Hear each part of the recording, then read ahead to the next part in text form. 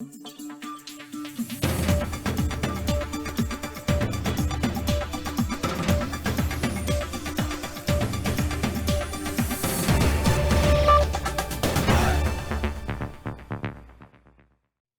তাপবিদ্যুৎ কেন্দ্র বানাতে গিয়ে সম্ভাবনার নতুন দুয়ার খুলেছে। মাতারবাড়িতে বিদ্যুৎ কেন্দ্রের পাশাপাশি গড়ে উঠছে দেশের প্রথম গভীর সমুদ্র বন্দর। পরিকল্পনা অনুযায়ী 2024 সালেই এর কার্যক্রম শুরু হবে। এর মাধ্যমে দেশে পণ্য পরিবহনের ব্যয় যেমন সাশ্রয় হবে, তেমনি ব্যবসা বাণিজ্যের নতুন হাবে পরিণত হবে পুরো মহেশখালী এলাকা। কক্সবাজার থেকে ফিরে সালাউদ্দিন লিয়ার ক্যামেরায় আরও জানাচ্ছেন দেবাশিস রায়। শত বছর ধরে দেশের ব্যবসায়িক গতিশীলতা ও অর্থনৈতিক উন্নয়নের প্রাণ হিসেবে কাজ করছে সমুদ্র পথের বাণিজ্য। প্রথাগতভাবে বাংলাদেশে পণ্য আমদানি করতে শ্রীলঙ্কার কলম্বো বা সিঙ্গাপুরের বন্দর থেকে লাইটার করে নিয়ে আসতে হয় দেশের প্রধান সমুদ্র বন্দর চট্টগ্রামে, কিছু জাহাজ ভেড়ে মংলাতেও। তবে সেসবের আকার ছোট হওয়ায় বাড়তি পরিবহন ব্যয়সহ অপচয় হয় অন্তত 2 সপ্তাহ। মাতারবাড়ি বিদ্যুৎ কেন্দ্রের কয়লা আমদানির জন্য তৈরি হয়েছে এই সমুদ্র বন্দর, যার গভীরতা 18.5 মিটার। 250 মিটার প্রশস্ত 14 কিলোমিটার দীর্ঘ চ্যানেলের এই বন্দরটি ক্রমান্বয়ে রূপ নেবে গভীর সমুদ্র বন্দরে। এরই মধ্যে ভারী যন্ত্রাংশ নিয়ে এখানে সরাসরি মাদার ভেসেল ভিড়েছে বিদ্যুৎ কেন্দ্রের মালামাল নিয়ে। ভবিষ্যতে এখানে একটা কোল্ড টার্মিনাল হবে, যেখানে আমরা কয়লা বড় জাহাজে এনে কোল্ড টার্মিনালে রেখে ছোট জাহাজ দিয়ে আমরা এই কয়লাগুলো বাকি জায়গাতে আমরা পৌঁছতে পারবো। এতে কিন্তু লং টার্মে গিয়ে আমরা কস্ট মিনিমাইজ করতে পারবো। জাপানের কারিগরি ও জাইকার আর্থিক সহযোগিতায় গড়ে তোলা হচ্ছে দেশের প্রথম গভীর সমুদ্র বন্দর। 2 ধাপে শেষ হবে এর নির্মাণ কাজ। প্রথম ধাপে 300 মিটার দীর্ঘ একটি মাল্টিপারপাস এবং 460 মিটার দীর্ঘ কন্টেইনার টার্মিনাল গড়ে তোলা হবে। আমাদের টাইমলাইন হচ্ছে 2024 সালের মধ্যে অপারেশন আমরা শুরু করব। অর্থ সেভ হবে এবং আমরা লাভবানও হব। এটি চালু হলে নিজেদের সুবিধা তো বটেই, পার্শ্ববর্তী দেশগুলোরও পণ্য খালাসে বাড়তি রাজস্ব পাবে বাংলাদেশ। আমাদের রিজনাল যে সকল দেশগুলো আছে, ভারত, নেপাল, ভুটান, এটার কিন্তু সুবিধা ভোগ করবে, ইভেন মায়ানমারও। সরকারের আশা 17,777 কোটি টাকা ব্যয়ে নির্মাণাধীন এই গভীর সমুদ্র বন্দর চালু হলে হংকং বা সিঙ্গাপুরের মতো পরিকল্পিত নগরে পরিণত হবে পুরো মহেশখালীর দ্বীপাঞ্চল। বঙ্গোপসাগরের এই মহেশখালী চ্যানেলটি কৌশলগতভাবে গুরুত্বপূর্ণ বাংলাদেশের কাছে। মাতারবাড়ি তাপবিদ্যুৎ কেন্দ্র গড়তে গিয়ে এখানে স্থাপন করা হয়েছে নিজস্ব জেটি, আর পরবর্তীতে এই জেটিগুলো সম্প্রসারণ ঘটিয়েই এখানে স্থাপিত হবে গভীর সমুদ্র বন্দর। বিদ্যুতের পাশাপাশি অর্থনৈতিক সক্ষমতার দিক থেকেও আরও এক ধাপ এগিয়ে যাবে বাংলাদেশ। দেবাশিস রায়, সময় সংবাদ, মহেশখালী, কক্সবাজার। জাতিসংঘ সাধারণ পরিষদের অধিবেশনে যোগ দিতে নিউ ইয়র্কে ব্যস্ত সময় শুরু হলো প্রধানমন্ত্রী শেখ হাসিনার। সোমবার সকালে জাতিসংঘ চত্বরে পৌঁছান তিনি। মুজিব শতবর্ষে জাতির পিতা বঙ্গবন্ধুর নাম এখন শান্তির প্রতীক হয়ে স্থাপিত হলো খোদ জাতিসংঘ সদর দপ্তরের মূল চত্বরে।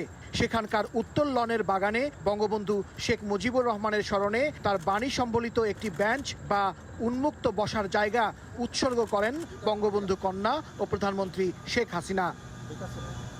এই সময় সেখানে একটি গাছের চারাও রোপণ করেন তিনি। উপস্থিত ছিলেন পররাষ্ট্রমন্ত্রী ও প্রতিমন্ত্রী সহ জাতিসংঘে বাংলাদেশের স্থায়ী প্রতিনিধি। এ সময় শান্তিরক্ষা মিশনে শহীদদের স্মরণে পুষ্পস্তবক অর্পণ করে শ্রদ্ধা জানান শেখ হাসিনা। সেখানে শ্রদ্ধা জানিয়ে বঙ্গবন্ধুর পররাষ্ট্র নীতি ও আদর্শের স্মৃতিচারণ করে প্রধানমন্ত্রী বলেন, এই ঘটনা বাংলাদেশের জন্য ঐতিহাসিক। একটা বিশেষ দিন, এত চমৎকার একটা জায়গায় এই চেয়ার উৎসর্গ করা হলো এবং একটা বৃক্ষরোপণ করা হলো, যেটা শতবর্ষের উপর এই বৃক্ষটা টিকে থাকবে এবং শান্তির বারতাই বয়ে বেড়াবে।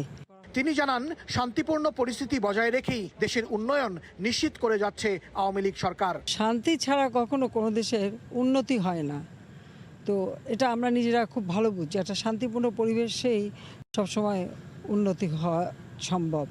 এর আগে ব্রিটিশ প্রধানমন্ত্রী বরিস জনসনের আমন্ত্রণে জলবায়ু বিষয়ক উচ্চ পর্যায়ের বৈঠকে অংশ নেন প্রধানমন্ত্রী শেখ হাসিনা।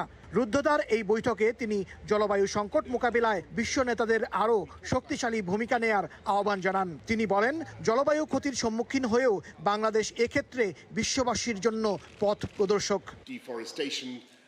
পরে টেকসই উন্নয়ন শীর্ষক এক ভার্চুয়াল কনফারেন্সে যোগ দেন সরকার প্রধান। এতে উন্নয়ন লক্ষ্যমাত্রায় বাংলাদেশের সন্তোষজনক অগ্রগতিতে বিশেষ সম্মাননায় ভূষিত হন শেখ হাসিনা।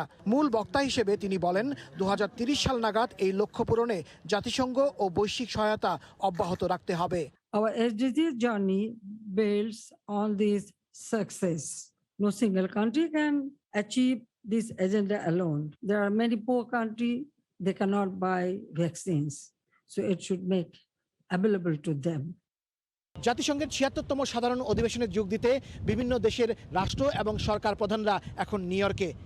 রাজধানী ওয়াশিংটন ডিসি থেকে নিউ ইয়র্কে এসে পৌঁছেছেন president Joe Biden.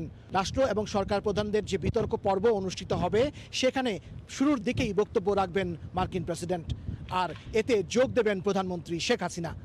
Hasanuzzaman Psaki, সময় সংবাদ, জাতিসংঘ সদর দপ্তর, নিউ ইয়র্ক। 8 ঘন্টা পর গাজীপুরে লাইনচ্যুত মালবাহী ট্রেন উদ্ধার হয়েছে। রেললাইন মেরামত শেষে ঢাকার সঙ্গে চট্টগ্রাম ও সিলেটের রেল চলাচল স্বাভাবিক হয়। এদিকে দুর্ঘটনার কারণ অনুসন্ধানে গঠন করা হয়েছে 5 সদস্যের তদন্ত কমিটি। টঙ্গী জংশন থেকে বগি উদ্ধারের পর সুবর্ণ এক্সপ্রেস যাত্রার মধ্য দিয়ে ঢাকা, চট্টগ্রাম ও সিলেট রেলপথে ট্রেন চলাচল স্বাভাবিক হয়েছে। মঙ্গলবার সন্ধ্যা 5:55 টঙ্গী জংশন ছেড়ে যায় সুবর্ণ এক্সপ্রেস।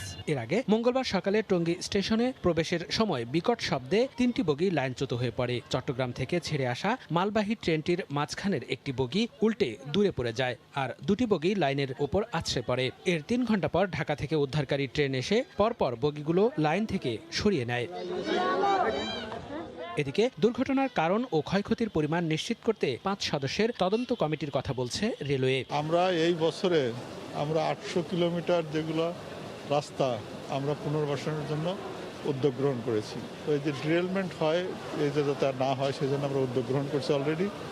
আজকে যে ড্রিলমেন্ট হয়েছে এটা অলরেডি ক্লিয়ার হয়েছে।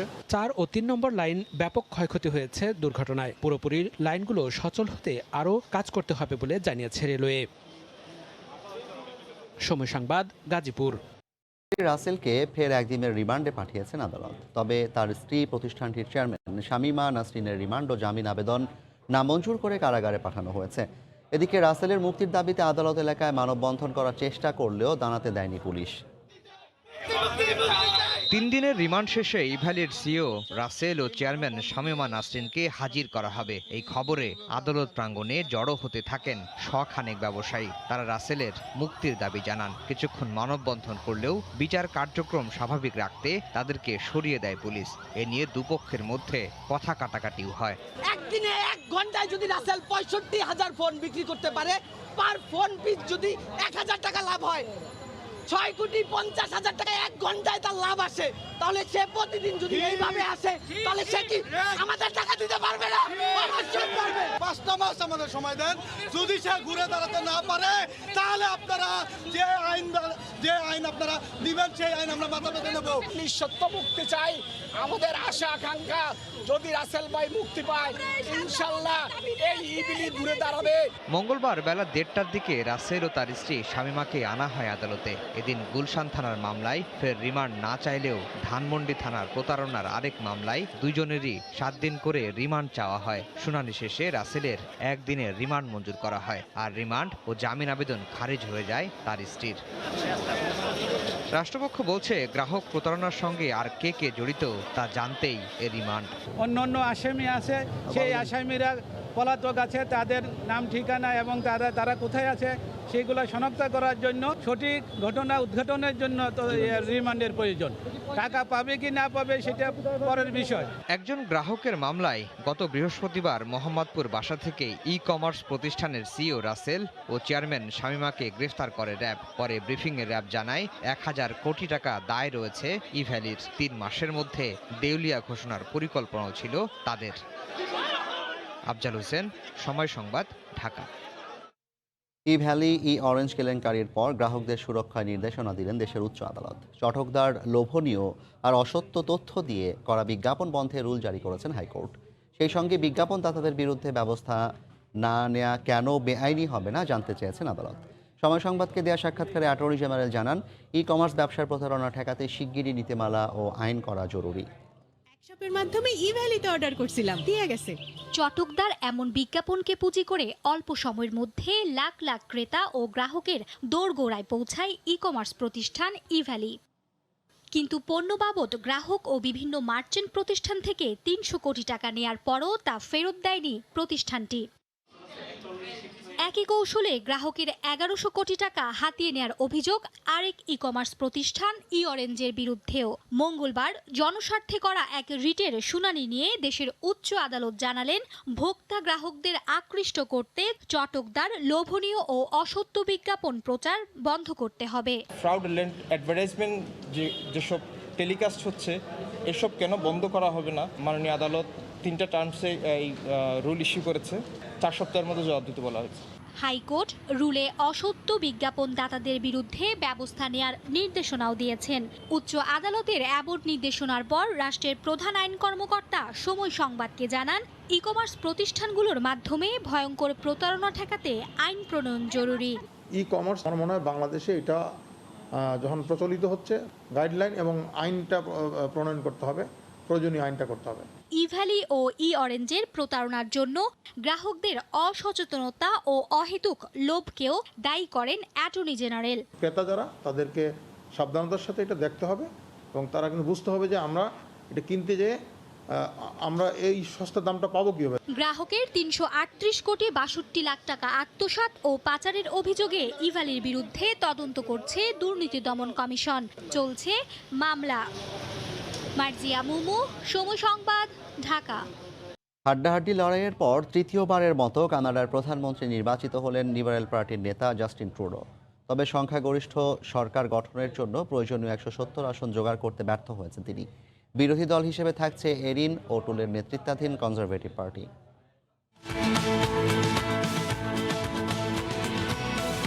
আনুষ্ঠানিক ফল ঘোষণার আগেই জয়ের উৎসবে মাতেন লিবারেল পার্টির নেতাকর্মীরা। দলীয় কার্যালয়ে জড়ো হয়ে সমর্থকদের সাথে শুভেচ্ছা বিনিময় করেন Justin Trudeau.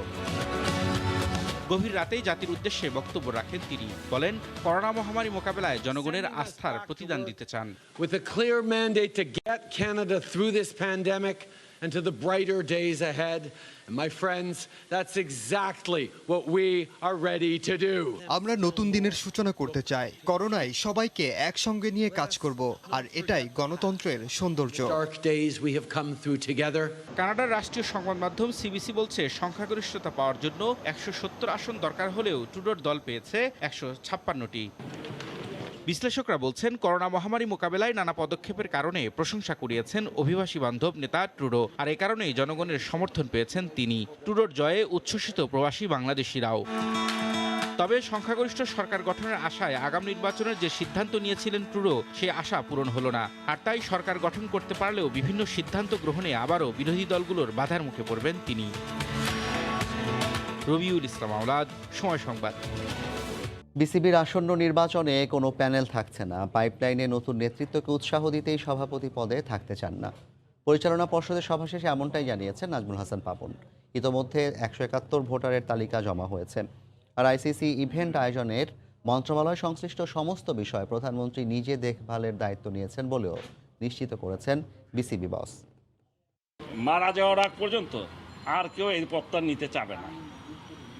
This is a wrong thing. আমি এটা মনে প্রাণে বিশ্বাস করি না। প্যানেলটা দিলে হয় কি, আর কেউ দাঁড়াই না, আনকন্টেস্টেড হয়ে যাচ্ছে। এবার তো প্যানেলই নেই। আমি নিজে মনে প্রাণে বিশ্বাস করি যে নতুন নতুন আইডিয়াস, নতুন নতুন মাইন্ড যদি না আসে ক্রিকেট বোর্ডে, তাহলে নতুন কিছু করাটা আর আইডিয়াগুলো আসে না, সব একই ধারায় চলতে থাকে। আমরা প্রথম পত্রটাই পেয়েছি মাননীয় প্রধানমন্ত্রীর অফিস থেকে, উনি নিজে সই করা যে সমস্ত গ্যারেন্টি দিবে সরকার। সো এইটা ওয়াজ আমাদের জন্য একটা বিরাট নিউজ যে আমাদের মাননীয় প্রধানমন্ত্রী আমাদের এখানে যদি কোনো ক্রিকেটের ওয়ার্ল্ড কাপের কোনো খেলা হয় সম্পূর্ণ দায়িত্ব নিয়েছে। মুশফিক আছে, সাকিব আছে, আর কোনো দরকার আছে আর একজনের ভাইস ক্যাপ্টেন করার? ওদের তো আর ভাইস ক্যাপ্টেন করতে পারছি না। প্রধানমন্ত্রীর নির্দেশনার 15 দিন পেরিয়ে গেলেও বিমানবন্দরে করোনা পরীক্ষার কোনো ব্যবস্থা হয়নি এখনও। সকালে হযরত শাহজালাল আন্তর্জাতিক বিমানবন্দরে আরটি-পিসিআর ল্যাব বসানোর জায়গা পরিদর্শনে গিয়ে দুই মন্ত্রী জানালেন নতুন সিদ্ধান্তের কথা। কার পার্কিংয়ের ছাদে নয়, বিমানবন্দরের ভেতরেই বসবে ল্যাব। সময় লাগবে আরও অন্তত 1 সপ্তাহ। সময়ক্ষেপণের দায় গিয়ে পড়েছে সিভিল এভিয়েশনের ওপর। প্রধানমন্ত্রীর নির্দেশনার পর পেরিয়ে গেছে 15 দিন। বিমানবন্দরে প্রবাসীদের কোভিড পরীক্ষার ল্যাব বসানোর জন্য নির্ধারিত স্থানে এখনও নেই কোনো তোড়জোড়। এমন অবস্থার মধ্যেই পিসিআর ল্যাব স্থাপন বিষয়ে মঙ্গলবার সকালে বিমানবন্দরে যান স্বাস্থ্যমন্ত্রী, প্রবাসী কল্যাণমন্ত্রী, প্রধানমন্ত্রী কার্যালয়ের মুখ্য সচিব, সিভিল এভিয়েশন চেয়ারম্যান সহ ঊর্ধ্বতন কর্মকর্তারা। তবে ঘণ্টাখানেক বৈঠকের পর সরকারের 2 মন্ত্রী জানালেন, নির্ধারিত স্থানে ল্যাব বসানোর অবকাঠামো তৈরিতে লাগবে আরও কিছু সময়। তাই আপাতত বিমানবন্দরের ভেতরেই বসানো হবে ল্যাব। এখানে ছাদ রেডি করতে তোমার সপ্তাহ 10 দিন লাগবেই। ভিতরে যে জায়গা আছে এটা কিন্তু জায়গা রেডি। আমি আশা করছি যদি এরা ওদের কথার মধ্যে যদি ঠিক থাকে তাহলে আশা করি এই সপ্তাহের মধ্যে এইটা চালু হয়ে যাবে। এখানে যারা ল্যাব বসাবে, যাদেরকে কাজ দেওয়া হয়েছে, তারা সেই জায়গায় আপাতত ছোট আকারে, কারণ বড় জায়গা নাই, তো সেখানে ল্যাব তারা কার্যক্রম শুরু করে দিবে যত তাড়াতাড়ি সম্ভব। এ সময় কালো তালিকাভুক্ত 2টি প্রতিষ্ঠানকে ল্যাব বসানোর অনুমতি দেওয়ার বিষয়ে প্রশ্ন করা হলে এড়িয়ে যান স্বাস্থ্যমন্ত্রী। পরে রাজধানীতে আরেকটি অনুষ্ঠানে স্বাস্থ্যমন্ত্রী জানান, সিভিল এভিয়েশন ল্যাব বসানোর জায়গা না দেয়ায় এতদিন আটকে ছিল কাজ। এয়ারপোর্টের ল্যাব এখনো ওনারা বসায় নেই, জায়গায় দিতে পারে না। আমি নিজে দেখে দিয়ে আসতে হলো যে এইটাই হলো, এইখানে তৈরি হোক ল্যাবটা। খোলা মাঠ দেখাই দিচ্ছে, খোলা মাঠে কি কখনো ল্যাব তৈরি করা যায়? মন্ত্রী যায় ল্যাবের কোন জায়গায় ল্যাব বসবে এটা দেখার কথা না। এদিকে আরব আমিরাত বিমানবন্দরে র্যাপিড পিসিআরে কোভিড পরীক্ষার শর্ত দিলেও আপাতত RT-PCRই হতে যাচ্ছে পরীক্ষা। এতে কাজে ফেরা নিয়ে সংশয়ে প্রবাসীরা। কালকেও আমি এখানে আসছি, আইসা দেখছি খালি এই যে ঝাড় চাপাই হচ্ছে, এই যে কার্পেটিং করছে। ল্যাব তো তৈরি করবে, ওনারা কিছু করে নাই। দুবাইতে র্যাপিড চাইছে, তো উনি যে এটা বলছে ওই টেস্টে তো আমরা দুবাইতে যেতে পারবো না, ওনারা গ্রহণ করবেন না, তো আমরা কিভাবে যাবো? আমার আর 3 দিন মাত্র ভিসার মেয়াদ আছে, যদি না যেতে পারি তাহলে আমার ভিসাটা যাইব, টিকিটও যাইব, তাহলে আমরা প্রবাসীরা কই যাবো? গত মাসে বিমানে চড়ার 6 ঘন্টা আগে প্রবাসী শ্রমিকদের কোভিড পরীক্ষায় নেগেটিভ সনদের শর্ত দেয় সংযুক্ত আরব আমিরাত। যে কারণে বিমানবন্দরে ল্যাব না থাকায় অনিশ্চয়তায় পড়ে যায় প্রবাসীদের কর্মস্থলে ফেরা। ফারুক ভূঁইয়া, রবিন, সময় সংবাদ। এদিকে এই কর্মবিরতিতে চট্টগ্রাম বন্দর থেকে পণ্য ডেলিভারি অনেকটা বন্ধ হয়ে গেছে। প্রভাব পড়তে শুরু করেছে দেশের আমদানি রফতানি বাণিজ্যে।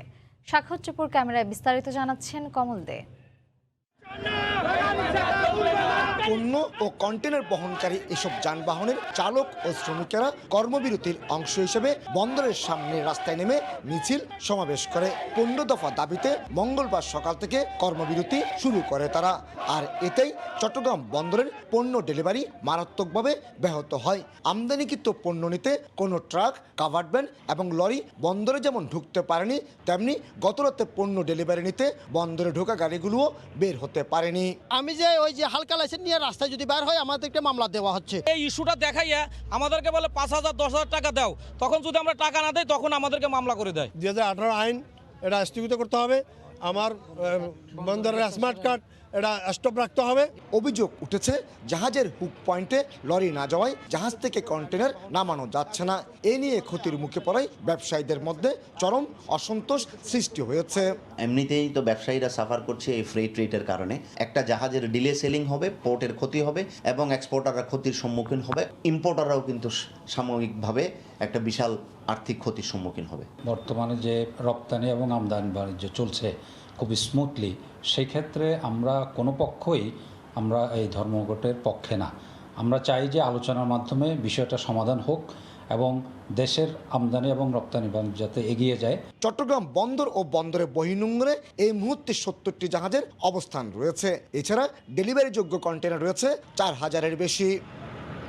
কমল দে, সময় সংবাদ, চট্টগ্রাম। পুঁজিবাজার সহ অন্যান্য খাতেও বিদেশি বিনিয়োগ বাড়ানোর লক্ষ্যে সুইজারল্যান্ডের জুরিখে বাংলাদেশ সিকিউরিটিজ অ্যান্ড এক্সচেঞ্জ কমিশনের আয়োজনে রোড শো এর প্রথম পর্ব শেষ হয়েছে। জুরিখ থেকে বিস্তারিত লুৎফর রহমান বাবুর রিপোর্টে। বাংলাদেশ সিকিউরিটিজ অ্যান্ড এক্সচেঞ্জ কমিশনের জুরিখ রোড শোতে দেশের বর্তমান অর্থনৈতিক পরিস্থিতি, সেই সাথে দেশের উন্নয়নের নানা পরিসংখ্যান তুলে ধরা হয়।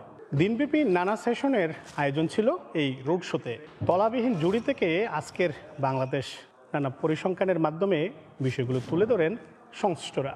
এই রোড শোগুলো হলো অনেক ইনফরমেশনগুলো ওরা জানতে পারে, তাদের ইনভেস্টমেন্ট কতটুকু সিকিউর, তারা যে প্রফিট করবে এটা তারা রিপেট্রিয়েট করতে পারবে না তাদের দেশে। বাংলাদেশের যে গ্রোথ প্রসপেক্ট এটা কেউ আটকে রাখতে পারবে না। এটা কন্টিনিউয়াসলি গ্রো করছে। আয়োজক সংস্থারা আশাবাদ ব্যক্ত করে বলেছেন এই রোড শোগুলোর মাধ্যমে দেশে বিদেশি বিনিয়োগ আরও বাড়বে। এটা খুব পটেনশিয়াল একটা মার্কেট। এই রোড শো থেকেই বিনিয়োগকারীরা দেশে বিনিয়োগের চরমভাবে উৎসাহ পাবে বলে আমি আশাবাদী। এখানে ইনভেস্টমেন্ট আমরা আসলে দুইটার দিক থেকে চিন্তা করছি, একটা হচ্ছে ফরেন ডাইরেক্ট ইনভেস্টমেন্ট আর একটা হচ্ছে পোর্টফোলিও ইনভেস্টমেন্ট। তা আমার যেটা মনে হয় যে হয়তো রিসেন্টলি আমরা কিছু পোর্টফোলিও ইনভেস্টমেন্ট দেখতে পারি। আর এতে অংশগ্রহণ করেছিলেন প্রবাসী বাংলাদেশি ব্যবসায়ী নেতারাও। তারা বলেছেন দেশে বিনিয়োগে যে বাধা তা দূর হলে দেশে বিদেশি বিনিয়োগ আরও বাড়বে। বাংলাদেশের ভবিষ্যৎ ব্যবসা উন্নয়নে বিদেশি ইনভেস্টমেন্টের ব্যাপারে ওনারা অনেক আলোচনা করেছেন। আশা করি এটা ফলপ্রসূ হবে। জুরিকের রোড শোতে গেল কয়েক দশকে ধীরে ধীরে বাংলাদেশের উন্নয়নের যে চিত্র ও বর্তমান অর্থনৈতিক অবস্থার বিস্তারিত তুলে ধরেন সংশ্লিষ্টরা। তারা বলেছেন বাংলাদেশের অর্থনীতিতে আরও বেশি কীভাবে প্রবাসী বাংলাদেশিদের সম্পৃক্ত করা যায় এ নিয়ে সংশ্লিষ্টদের আরও বেশি ভাবা দরকার। সুইজারল্যান্ডের জুরিক থেকে মোহাম্মদ লুৎফুমান বাবু, সময় সংবাদ।